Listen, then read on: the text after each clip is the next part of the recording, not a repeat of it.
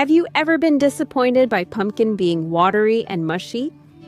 Hello, this is Ayako Sekiguchi from Wellness Kitchen. This time, with just a little extra effort, you'll be amazed at how sweet and fluffy your pumpkin can become. I'll show you how to make steamed pumpkin in a frying pan and share some easy variations.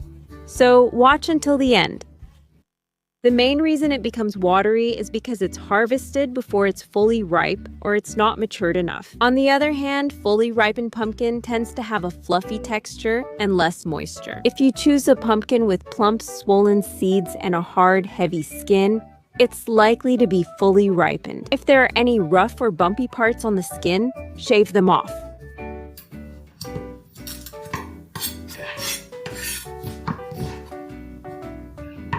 Cut the pumpkin into bite-sized pieces. If you cut them into smaller pieces, it will save you time. To make pumpkin fluffy, remove its moisture. First, sprinkle about 1 tablespoon of sugar over the equivalent of 1 pumpkin. Due to osmotic pressure, the moisture will gradually be drawn out of the pumpkin, which helps prevent it from falling apart and makes it fluffy. Instead of sugar, there's also a method where you use about 1/3 of a teaspoon of salt instead. It will add a slight salty taste. Use whichever you prefer. The sugar has spread throughout. Leave it as is for about 2 hours to draw out the excess moisture from the pumpkin. 2 hours have passed since we left the pumpkin. Can you see how the moisture is coming out like this now? Pumpkin moisture levels vary by type, but by removing the excess moisture, the flavor of the pumpkin will become even more concentrated. Since we're coating it with sugar now, it will have some sweetness. If you're concerned about it, you can lightly rinse it with water, drain it well, and then use it. This time, I don't really want it to be too sweet, so I'll rinse it with a little water. Okay, now I'm going to start steaming it. To prevent the pumpkin from burning, I layered 2 sheets on top of the frying pan. Wet the kitchen paper thoroughly and lay it on the bottom, then spread the pumpkin on top of it. Then close the lid and slowly steam it over low heat from here.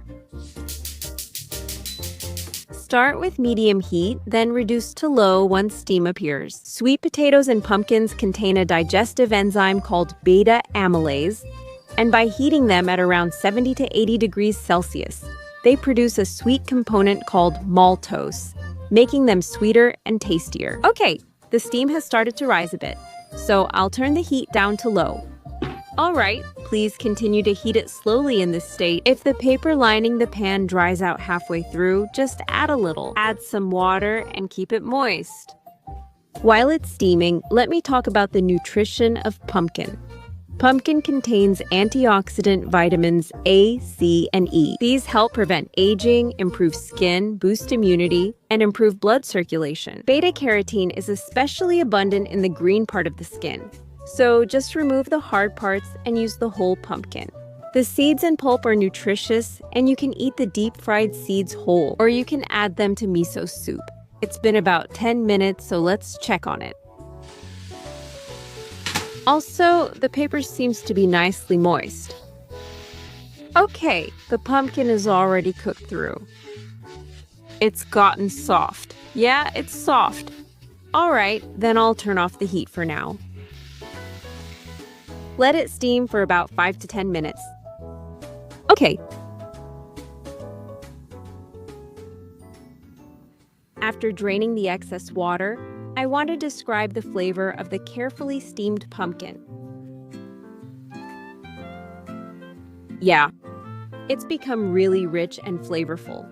Originally, kurikabocha isn't the kind of pumpkin that gets powdery, but still, it's really nice.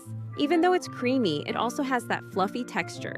It's really delicious. By the way, if you don't do this kind of preparation, I'll try comparing it to just steaming it in a frying pan with only water. When you compare them, you can really tell the difference. As expected, removing the excess water first makes the pumpkin flavor much richer. Yeah, this is a little extra step, but it's different from the pumpkin I've had before. I think you'll really enjoy the delicious flavor, so please give it a try. I'll show you 2 easy ways to arrange steamed pumpkin in a frying pan. First, we'll mix it with roasted soybean flour and ground sesame seeds, known as Sesame Kinako mix.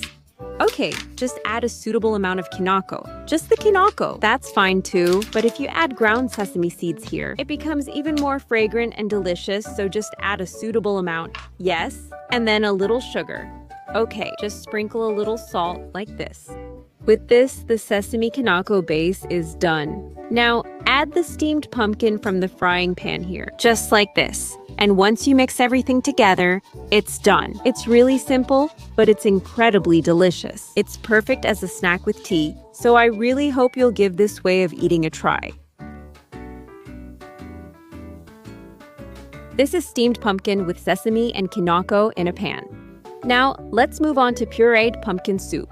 Yes, just use the right amount here and add the right amount of water. This time, since it's a pureed soup, we're using water, but it's also fine to use soy milk or regular milk instead. And then, use your preferred broth. Japanese style is fine, or you can use a Western style broth too.